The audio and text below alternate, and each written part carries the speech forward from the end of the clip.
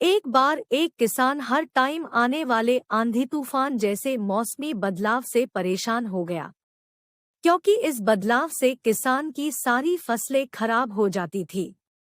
इसलिए वह परेशान होकर ईश्वर से शिकायत करने लगा। किसान बोला, आप ईश्वर तो है, लेकिन फसल को कब क्या चाहिए, इतनी सी जानकारी भी आपको नहीं है। इसलिए आपसे मैं विनती करता हूँ कि आप मुझे एक मौका दीजिए। मेरे कहे अनुसार मौसम में बदलाव करें, फिर हम सब किसान अन्न के भंडार भर देंगे। ईश्वर मुस्कुराए और बोले, ठीक है, आज से तुम्हारे अनुसार मौसम में बदलाव होगा। किसान खुश हो गया। किसान ने अगली फसल में गेहूं की बुवाई की। उसने जब चाहा तब धूप मिली, उसने जब चाहा पानी मिला। पानी की तो उसने बिल्कुल कमी नहीं आने दी।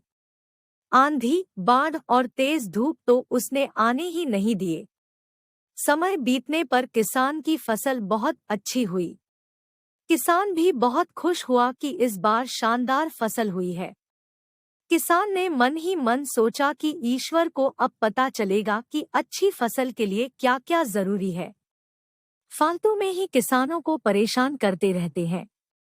किसान फसल काटने के लिए खेत पहुंचा।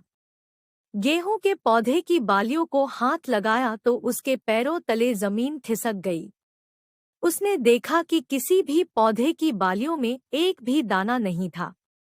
किसान दुखी हो गया और बोला, हे ईश्वर, ऐसा क्यों हुआ?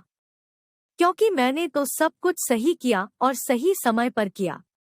इस पर ईश्वर बोले, हे प्रिय किसान, ऐसा तो होना ही था, क्योंकि तुमने इन पौधों को बिल्कुल भी संघर्ष नहीं करने दिया। इन्हें ना तो तेज धूप में तपने दिया, ना ही आंधी का सामना करने दिया। इन्हें किसी भी प्रकार की चुनौतियों का सामना नहीं करने दिया। इसलिए बाहर से भले ही अच्छे दिख रहे हो, लेकिन ये अंदर से बिल्कुल खोखले हैं। इनके अंदर कुछ भी दाने नहीं। पौधे जब विभिन्न चुनौतियों का सामना करते हैं तो उनमें ऊर्जा पैदा होती है। यह ऊर्जा उनके अंदर सही सामर्थ्य पैदा करती जिनके लिए वह बने हैं। दोस्तों, ठीक इसी प्रकार जब तक इंसान संघर्ष से नहीं गुजरता है, वह आदमी खोखला रह जाता है। जीवन की चुनौतियां ही उसके लिए उन्नति के नए रास्ते खोल देती है और आदमी को मजबूत और प्रतिभाशाली बनाती है।